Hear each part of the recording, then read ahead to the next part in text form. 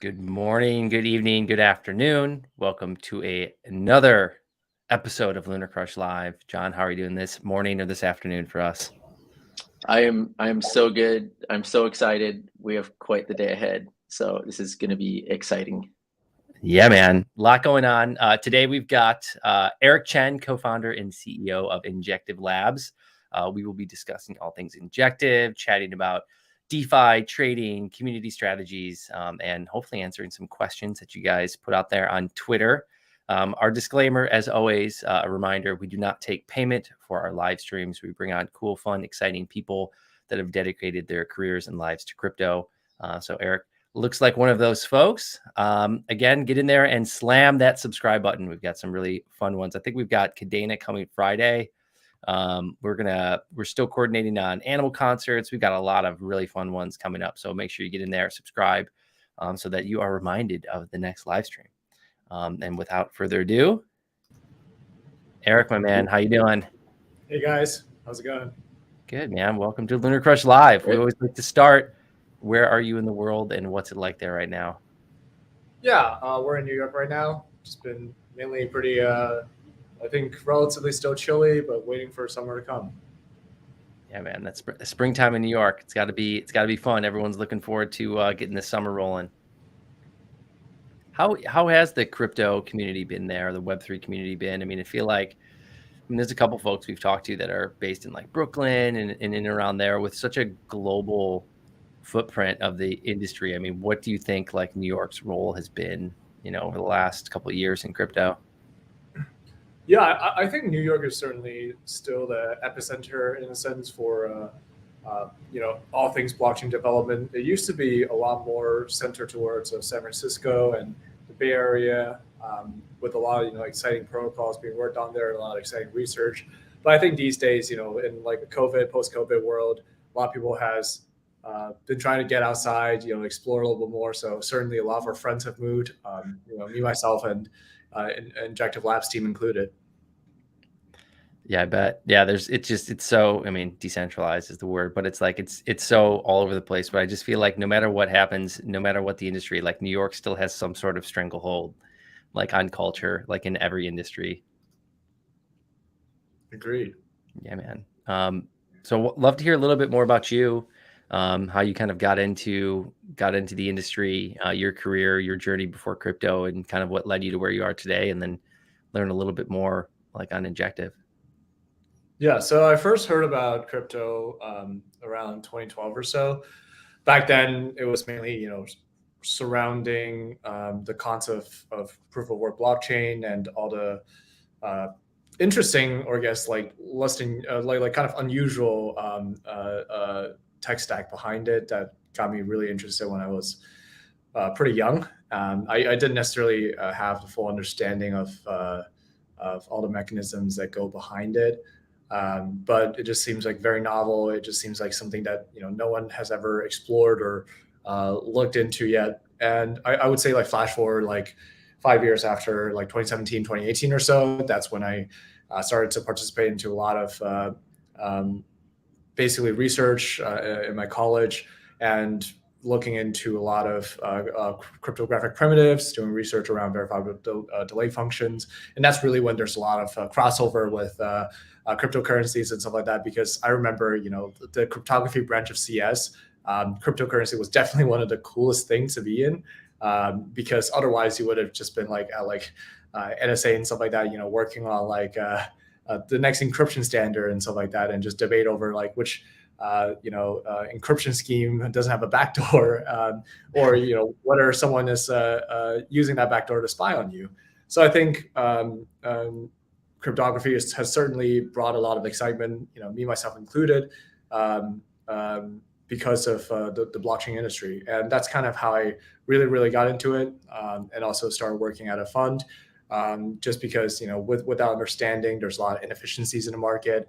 So managed to capture a lot of it by having that edge in understanding and interacting with a lot of protocols in unique ways. And before this is like all before DeFi was a thing. So there were only like a few decentralized exchanges out there. I think the biggest one back then was Ether Delta, and there were just so much inefficiencies, like opportunities for general users to take advantage of. It wasn't really necessarily that big back then, but now like we all see it, like miner extractable value, like front running. Those were kind of like the I guess like the primordial, like more of a earlier version of that. And yeah, like after that, started working on Injective. Basically, there were a lot of headaches and pains around building like a trading stack for centralized exchanges. Noticed a lot of issues with it, and decentralized exchange, especially back then on top of Ethereum, definitely wouldn't scale properly, especially when you're trying to work with order book based. And that was kind of like how Injective started off to be, which is basically just a fully decentralized exchange infrastructure. But now, with this infrastructure, with the whole like composability concept, with everything that's going on, that kind of philosophical take certainly has brought on a lot more advantages than we could have imagined, because now like developers can build on top of the Injective chain. People can take advantage of these like smart order primitives. Like people can compose and export these like derivative positions in the future. Really like by being decentralized, and maybe in hindsight feels like before it feels like a sacrifice in speed, definitely became a very, very important point of innovation going forward.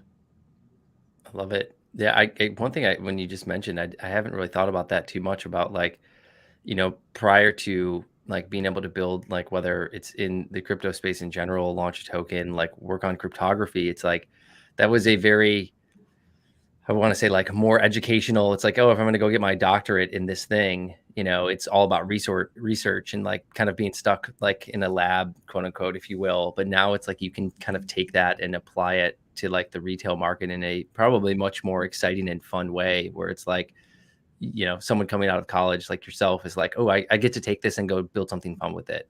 A little bit more fun outside of like this kind of like long slog of, hey, can I maybe make one breakthrough over the course of 25 years that might kind of push something forward? It's like, I guess I didn't think about that from how important that is from like a talent standpoint. Yeah, certainly.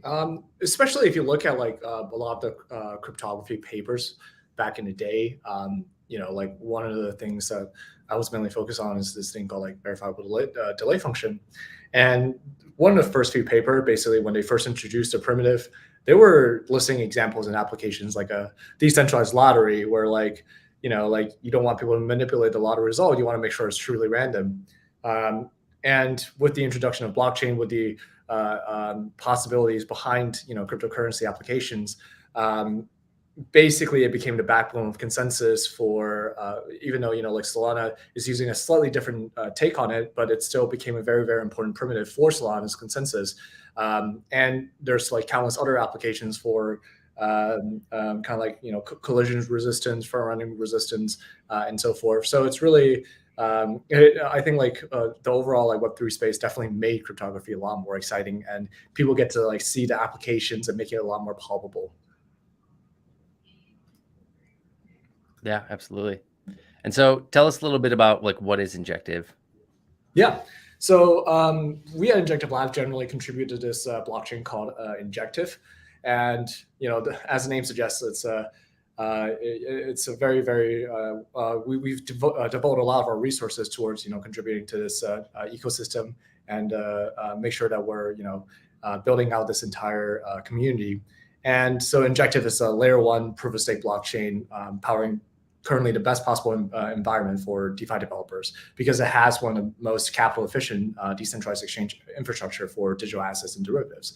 On the Injective chain, there's this module called the exchange module that features near zero gas fees for users, instant settlement, and native interoperability currently with Ethereum Cosmos, and a lot more to come as well.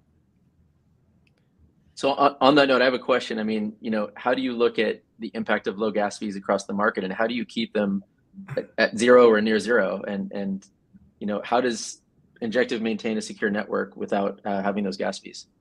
Yeah, so that's actually through like an economic mechanism rather than like a consensus mechanism, because if you have zero cost for like transaction, like absolutely zero, like obviously, it'll just be civil to the ground.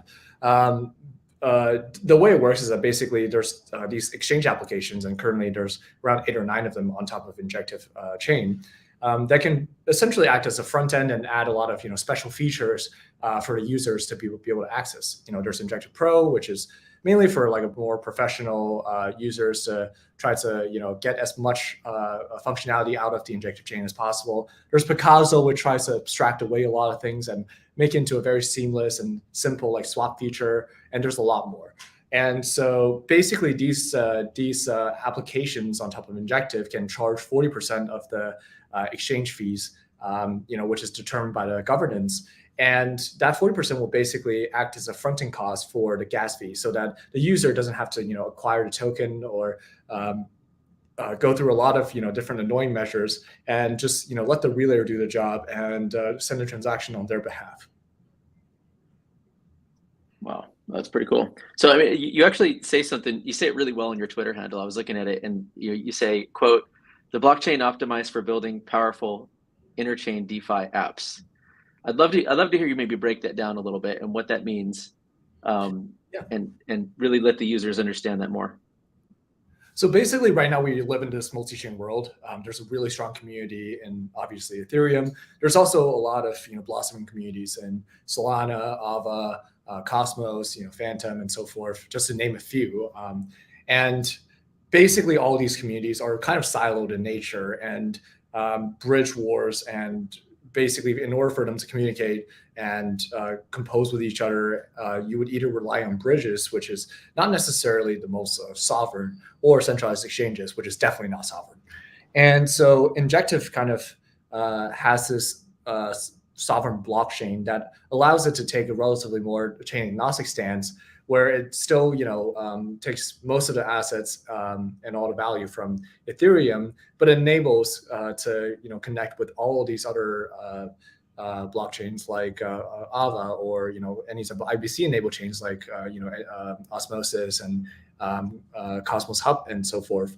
And basically it can allow for like these assets to all aggregate on top of Injective, become this liquidity hub, and allow for like DeFi developers to build applications on top of it, because all these assets all meet on the Injective chain for these like advanced order book infrastructure and these derivative infrastructure as well.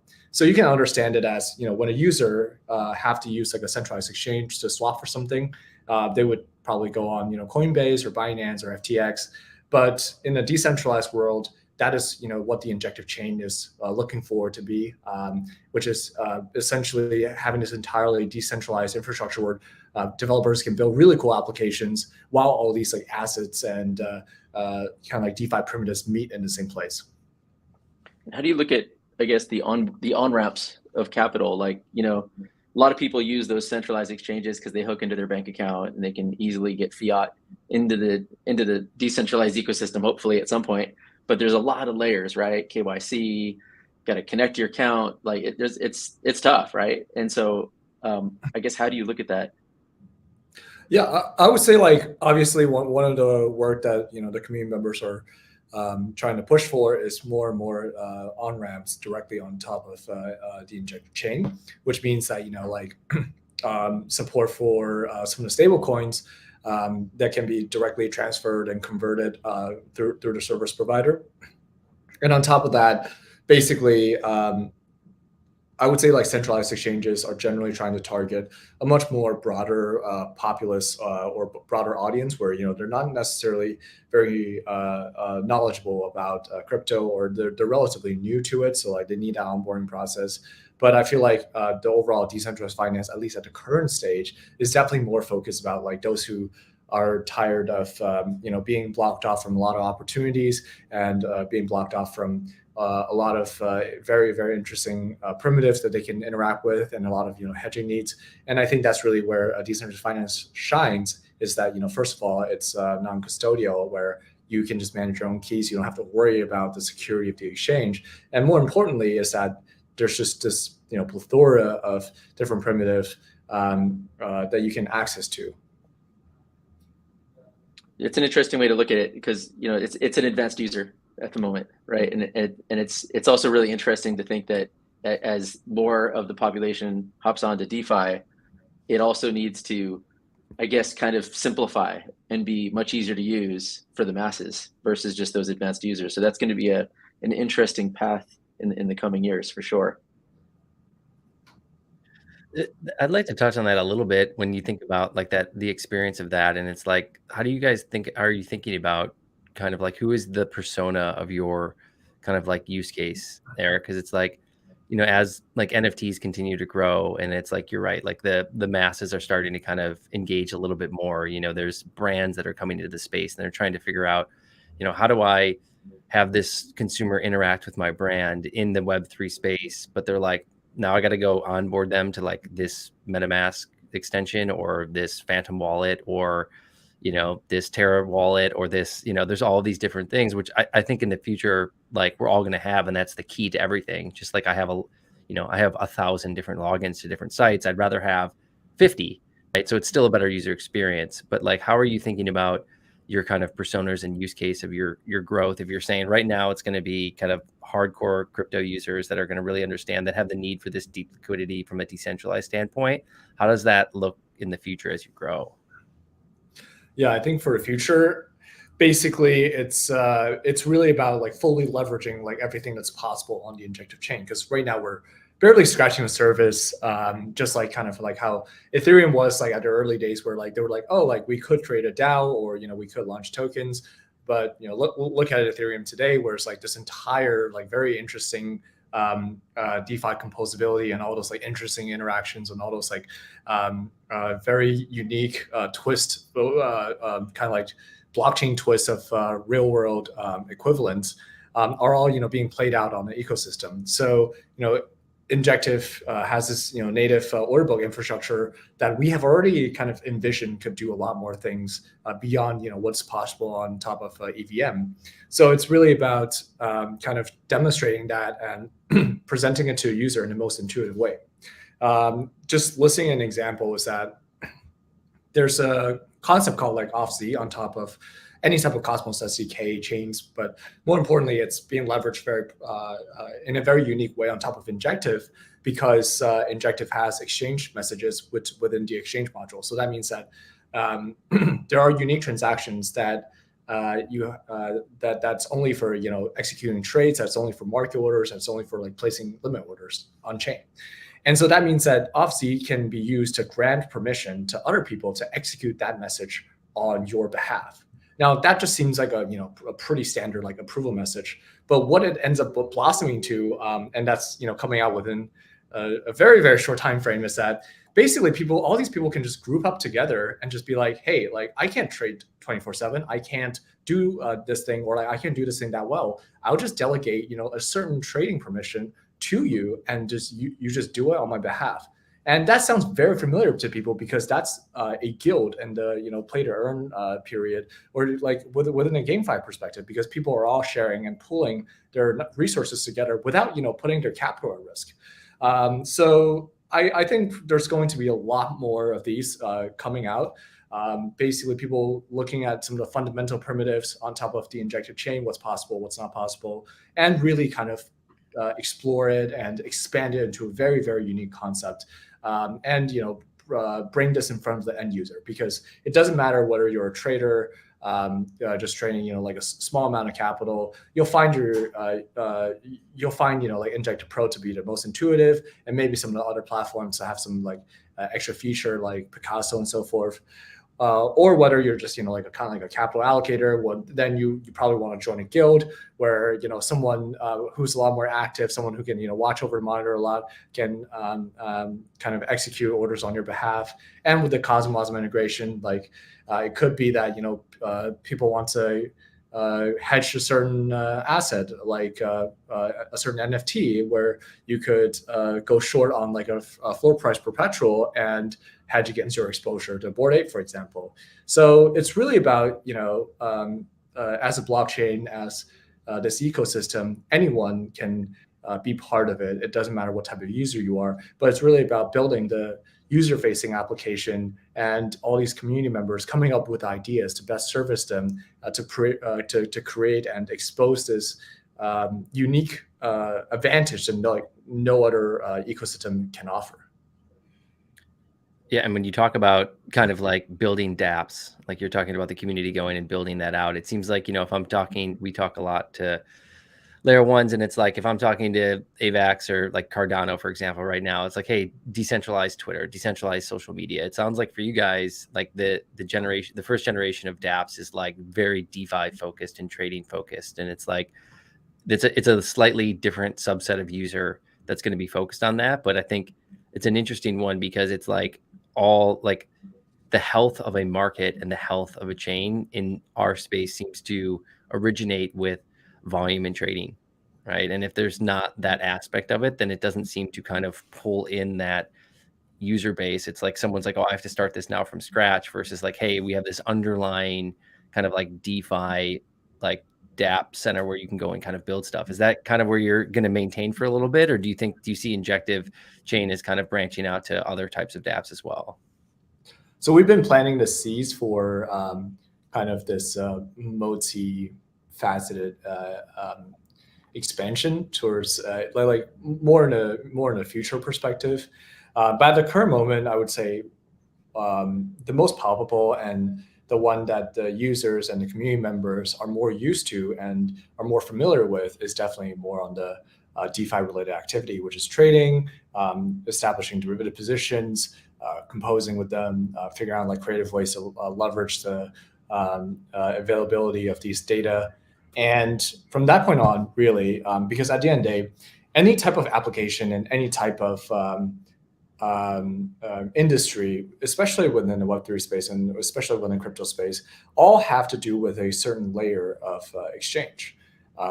Whether that be converting between tokens, whether that be certain auctioning mechanism, whether that be some sort of like a smart execution of things.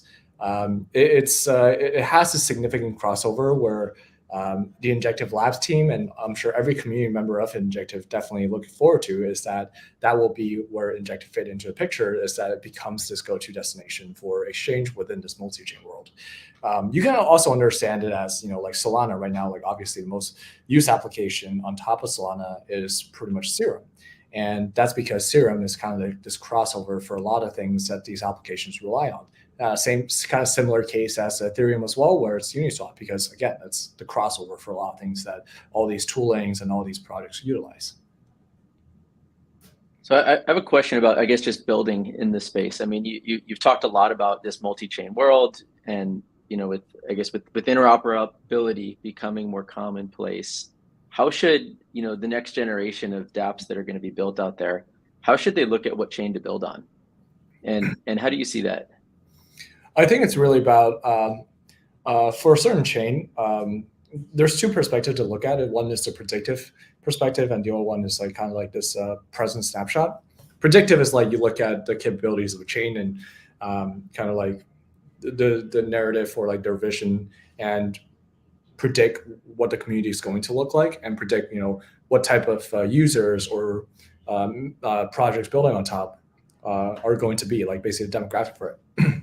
And that's kind of like you placing a bet early on into a certain like newer blockchain or like newer community, and really take on a foothold, be the first mover, and capture the biggest market share. And I'm sure Ava had decent success. Polygon has decent success with not with projects that deployed later on through multi-chain deployment, but rather with a lot of projects that started developing on top of that new ecosystem early on. And for a present one, it's very, very simple. Like if you are a new project right now, you just look at the community of like every single chain, because at the end of the day, community defines what that ecosystem, what that blockchain looks like. You just see which one's a good fit for you. You just see, whether you fit the vibe. And I think that would be the best way. I love that. I even just like, that's literally like why we like created LunarCrush, is to understand the community like that. But it's like there's so much trading activity. There's technology, like each of the technologies is so different. And there's a lot of similarities in a lot of them. But at the end of the day, it's like, do you fit that vibe? Is this like, is the way that community is talking the future that you want to live in? And like, is that where you want to go build? And where do you want to contribute? Because yes, as like a developer, a founder starting a new project, you're about to go spend the next 7 years of your life dedicated to that community. And like, you better like marry up the right way, or it's going to be kind of a headache moving forward. So I couldn't agree more. I'd love to come back to, you were initially talking about Injective Pro earlier, but maybe let's dive a little bit deeper into Injective Pro. So I was reading, you have like $4 billion in total volume so far. That is no small amount. Congrats. That's super impressive. I think that's inaccurate. Is it? Yeah. It's actually 6.08 billion. I would say he's definitely not gonna correct you if it's lower. Like, what am I reading? Okay, so 6.08 billion. That could have been an article from like 10 days ago, John. Now it's, I know, right? Yesterday, right? Right. I'd love to hear about, by the way, fantastic user experience. It's awesome. It feels like it's a full, robust exchange. Really well done. I'd love to know how you approach the user experience of that and what you attribute to 6.08 billion in volume thus far.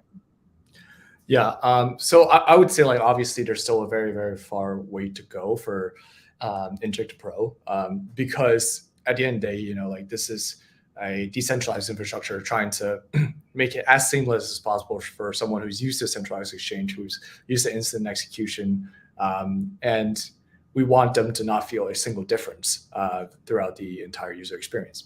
And I think it's not about, like I can go on and on about the philosophy we go into, like every single interaction, every single user experience flow. But the most important part is that we had a lot of time to get the user feedback.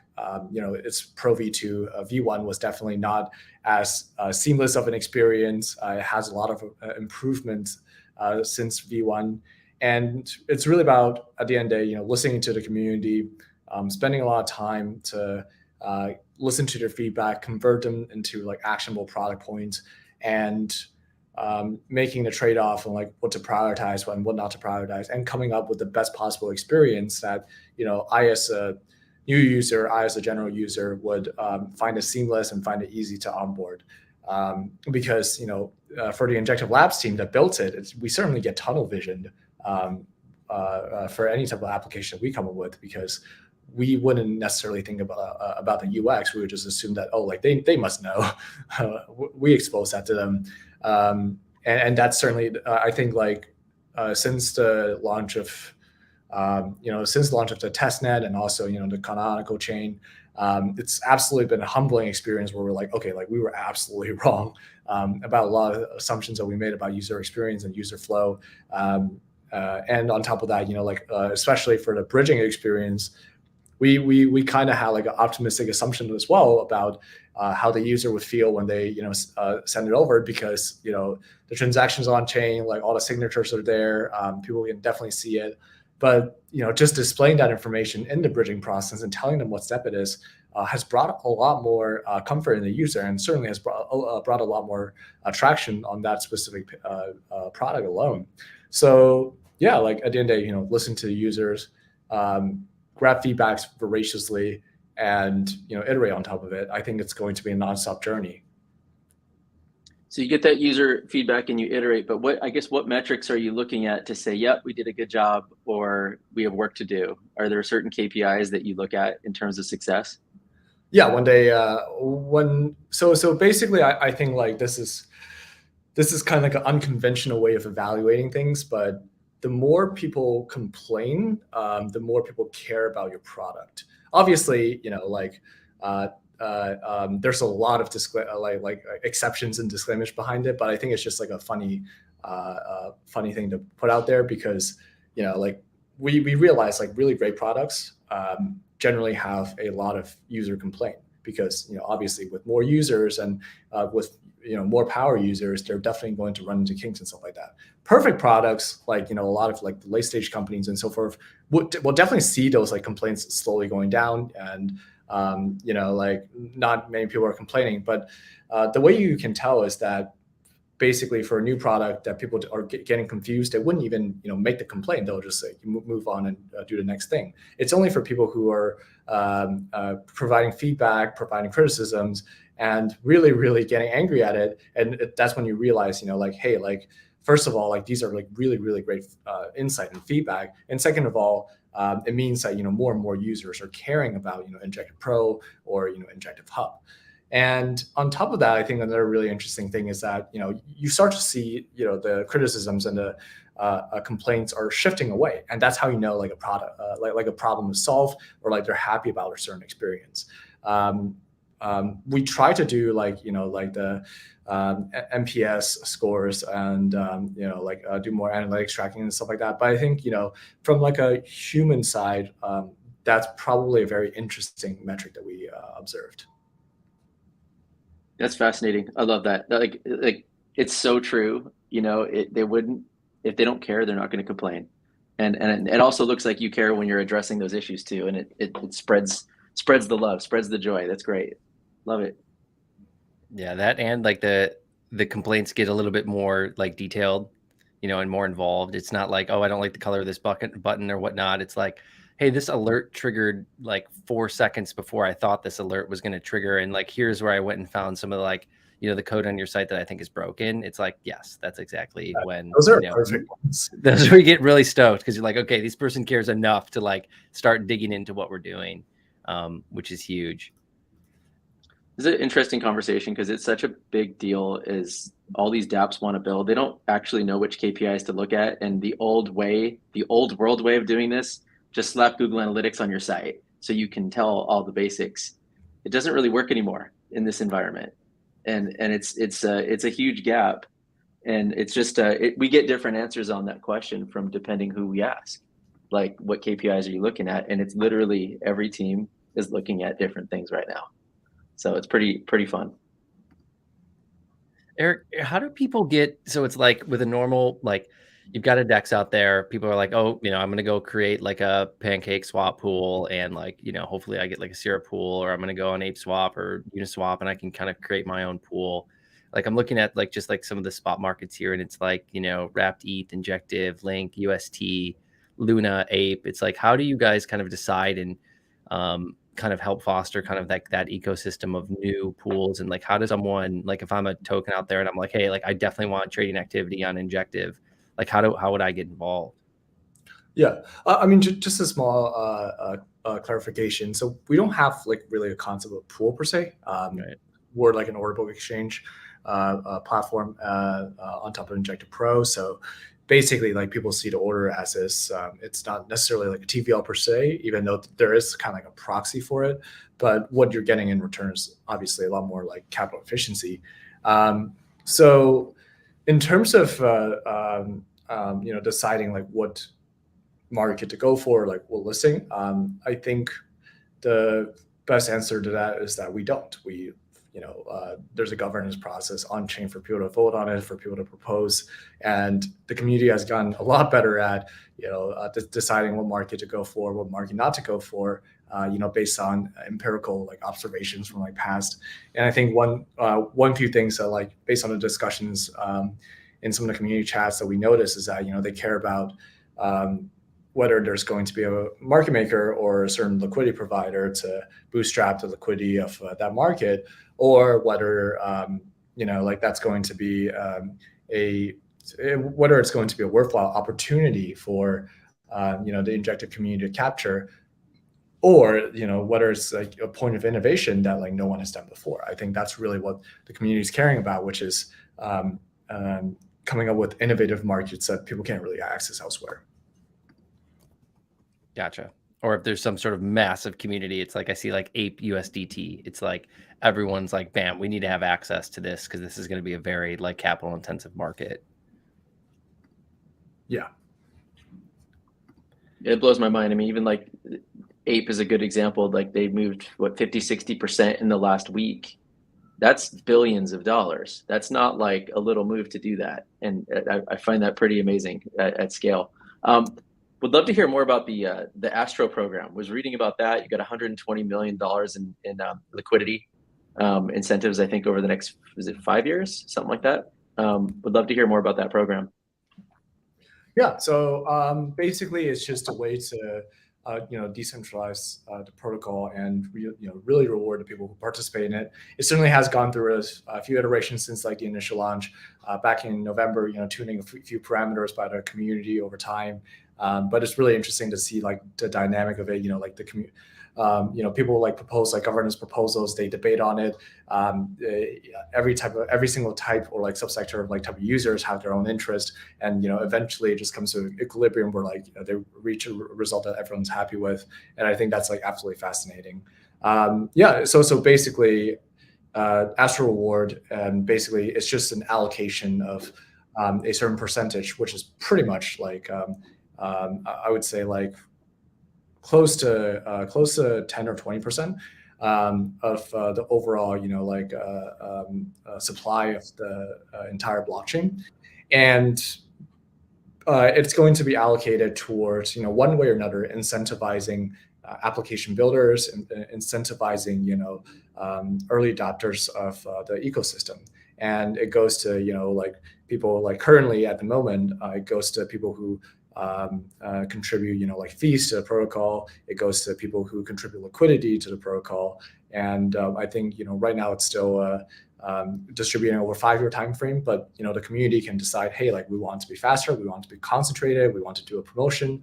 And I think that's really the beauty of it, is that basically this is being run like a decentralized org that people get to like come up with like really creative ideas to incentivize, or even maybe even allocate budget towards sponsorship or something like that.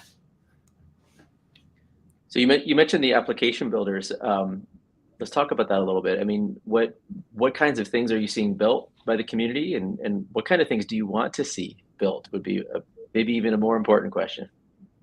Yeah, so currently a lot of, I would say like, obviously it takes time for the community to like fully explore like what's completely possible on top of the platform, just like any type of new primitives and like new ecosystem. So currently we're mainly seeing basically, Picasso Exchange, which is trying to optimize the user experience for the overall, swapping process. And we also saw some like work done around creating a specialized application for prediction markets, sports betting, and stuff like that, and with their own set of optimization and UX and UI, and as a matter of fact, an on-ramp process for it down the road as well. And what we're currently seeing in the works is actually a lot of really, really fascinating things. I think I mentioned before that there's a concept of like a trading guild, where it's a decentralized concept where people can host a server that lets people like discover each other and join guilds and kind of execute like orders or run strategies like on other people's behalf, and just being done in a completely permissionless way, where like long as you trust the person who's like running the strategy, this is a bilateral and on-chain agreement that he won't be able to like to steer funds. And on top of that, the most exciting thing that the Labs team is working on is Cosmos integration, and the kind of the genesis set of contracts to be built on top of it. And there are a lot of really interesting primitives that are currently being worked on. Like for example, like smart order. Smart order means that orders that will be placed within a certain trigger condition, and that means that like potentially there could be like stop orders. There could be it could be as simple as a stop order, and all the way to a full blown like market making bot that basically takes into certain like external input, volatility, and just market makes like any type of like top institutions in the world, where people can join into it. And I'm sure like the return, like as it refines over time by governance and so forth, can probably even beat most of the DeFi yield, because this is like actually involved and actually capital efficient trading. I'm looking forward to that. I feel like that's a massive like headache right now in the space, is the market making perspective, especially across like centralized exchanges, and like new projects have no idea what they're doing in this dynamic, because a lot of them are just building a Dapp or building some sort of app that's out there, and then they want to integrate the token into what they're doing and have that be a big piece of it. And then they have to go like make these markets, and they've got no idea what's going on, and they get taken advantage of. Where, man, it would be amazing to have that be kind of fully transparent and operated by like the DAO that's a part of it, and you can see and participate in that, because that's a huge piece to like underlying success with a lot of these new projects and getting something off the ground. So that I'm cheerleading on that side of it. Appreciate it. I want to see some of those conditions be community metrics too, that trigger certain things. No, it's pretty interesting. Yeah. I like that. Now I'm like going into ideation phase, which we'll have to talk about after we get online. But I'm just like, some of the prediction market stuff is so interesting, and we're talking a little bit about that on our side. From a social standpoint, and we get like 3 to 4 million opinions a day where people come on to LunarCrush and they'll give their opinion on a specific influencer, where the market's going or whatever else. It's like, and it's one thing to give your open-ended opinion. It's another thing to say, hey, do I want to put anything at risk for this opinion? And that kind of changes the dynamic a lot, but it's kind of creating the market for that, which is a whole nother side of this, which I feel like you guys are solving pretty rapidly here. Well, on that note, what are some other things that the community could look forward to that Injective is launching soon? Yeah, I think, first of all, like all the things that we're working on, that's obviously, launching the soonest. And then on top of that, I think, we started seeing a lot of institutional participation and, bigger and bigger like firms who are, trying to get familiar with the stack of the Injective ecosystem and joining as a stakeholder. So that's something that's really exciting to look forward to. Slowly but surely, I think like some of the biggest market makers in the world will be interacting with the protocol and providing really strong liquidity on top of the platform. I just want to say, like, this Injective Hub is like probably the best kind of like all-in-one spot to understand like what's going on with like the ecosystem that I've seen. Like, it's just it like easily, like you've got the bridge involved in there, staking, governance, like you've even got like kind of like the insurance fund piece, which is like, we can probably dive into that a little bit. Like that's super interesting, where you have like underwriting and like redemption requests. Like, how does like the insurance fund piece here work? Like, I see you've got like perpetual for like Bitcoin and Ethereum. You've even got like I think it's a Stacks USDT one. Like, how is some of this insurance working? Yeah, so basically the insurance fund is similar to all the perpetual markets out there, where you definitely need like a backstop liquidity provider to make sure. So this is basically an insurance mechanism to ensure that in the event of a clawback, these funds will be capitalized to ensure that everyone will be settled at their fair market value for all contracts. And obviously, the security of a certain market has to do with the insurance fund as well. And as a matter of fact, the bigger the insurance fund, the more you're confident in the market itself. And obviously, being a permissionless and like a fully on-chain mechanism, that means that it can't just be generated without any capital or the initial capital, because otherwise it can be easily exploited, and liquidation alone won't be able to sufficiently capitalize at Genesis. So it became like a very interesting concept, because all these centralized exchanges are using this insurance fund as this backstop liquidity provider, but it's all aggregated into a single pool, basically. Where most of them kind of just tap into the fund if one of the market fails. But within a decentralized concept, that can't work, because there could be markets that are created that could do some malicious way to tap into the insurance fund that's supposed to be allocated towards some of the much more largely traded, or just completely siphon it, right?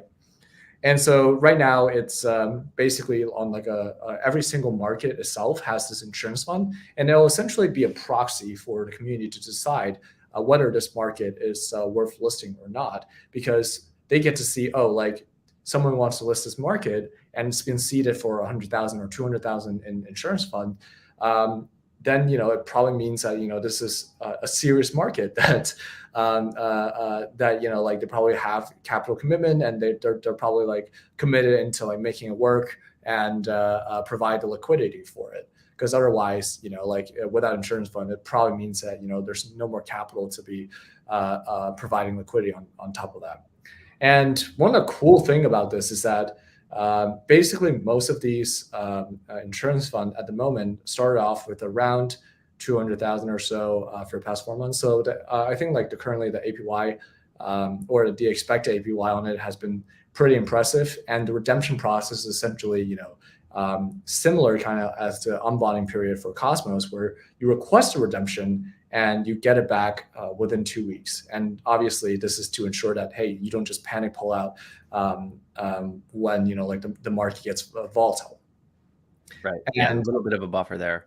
Yeah, but this is only for people who are very, very risk on, because insurance fund is one of those things that could deliver like 100 or 200, if not 1,000 APY on like really good times, but it could just wipe in half, if not like all gone during really, really bad times. So it really has to do with so that's why like APY wasn't really displayed. It's to kind of like inform the user that, hey, like this is, you're not going to actually get this percentage. There is drawdown. Right. Yeah. Which I love that. It's like again, just the transparency from like the decentralized standpoint of like with a centralized exchange, like essentially there's just like a slush fund, and like you don't know whether or not like it's being like tapped on for like whatever pairing that's out there, versus like this where it's like you can literally see exactly what's on chain and what has been underwritten right there. I like that. Love it. John, you got a couple more?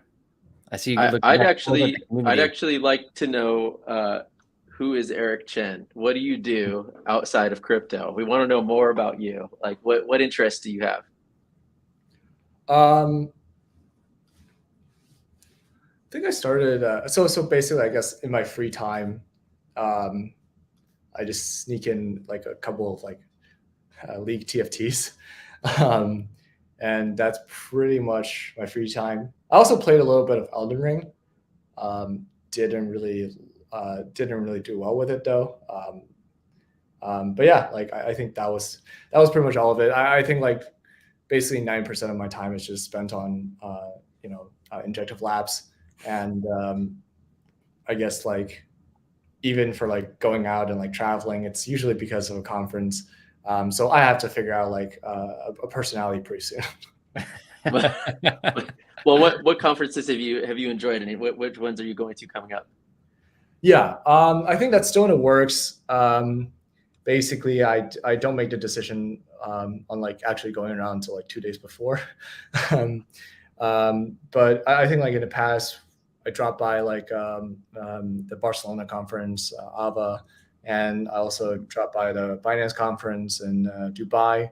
And I think that was actually a really interesting experience, because you get to see two very, very different community. And one is definitely more like focused on like developers, focused on like applications, and it's mainly like a lot of people who are basically coming from all walks of the world. Could be GameFi, could be like NFTs, could be like DeFi applications and so forth, all building on top of the AVA ecosystem. And then for the Binance conference in Dubai, it was mainly about like institutions and traders, and there were a lot of really, really cool people that were there. Not going to dox them, and basically like you kind of see kind of like the different type of personality and different types of vision and different types of assumption they have about a space. And I think that kind of like reset my mindset on a lot of assumptions I had about those crowds as well. What kind of were you seeing some exciting things being built? And I'm curious on the Binance one. I heard we had some friends that went, and they were super impressed. But like, what are anything cool that you saw there? Yeah, I think like overall, like Binance is mainly focusing on like setting up in Dubai and really having a foothold there, and I think they did a really good job at doing that. And I would say that their development around BSC and BNB chain has been really consistent and comes up with really cool initiatives kind of in the back end, because you don't necessarily hear about the stuff that they do, or it's not necessarily publicized in a broad way, but like sometimes it's always like kind of like peeling an onion, where like you found out more and more that, oh, like, wow, like you guys sponsor Grammy, and I didn't even know about it until recently, and I just thought that was like pretty fascinating, is that they're kind of just like growing like kind of pretty like privately in a sense, and really like wowing people at the last minute. Did you say the Grammys? Yeah, they sponsor Grammys. Wow, that's amazing. So many efforts towards mainstream adoption. It's pretty impressive last 12 months, I would say. Yeah, right down to the Super Bowl. Watching like Major League Baseball, or there's something, or it might have been the NBA last night, and it was like Coinbase was on there, and I'm like, okay, Coinbase is now seeing like FTX and Crypto.com and like everything else that they're doing, and like we got to go play in that category as well. And I mean, Eric, you've been in this space for a long time too, and John, I mean, since 2013. It's like thinking back, like even like 3 years ago or 4 years ago, when it was like people were raising money and people were like, I thought like this whole crypto thing was like gone, right? Or like Bitcoin, like I don't know if I want to invest in that. And to see like just on the short time scale, the amount of change where now it's like mainstream media, like everywhere you go, it's there, and it's just this battle for like like for new users and like new ground. And it's just, I don't know, it's just such an exciting time, and I'm like super impressed with everyone that's building this space. And like Eric, like appreciate you being on here and telling us about Injective, and like you're one of those folks that's just building like crazy, man. And I would say go out and make sure you do find that personality, and spend a little bit of time on that. I feel the same way, where you just get caught up in everything, because it's just so exciting and there's something new every day, and it's like that's where the energy comes from. But keep that innovation, that creativity going, man. So appreciate you joining us and being here. Eric Chen, CEO and co-founder of Injective Labs. Thank you, man. And John, as always, it's a pleasure. And thanks, you everyone out there for listening. We'll chat with you backstage.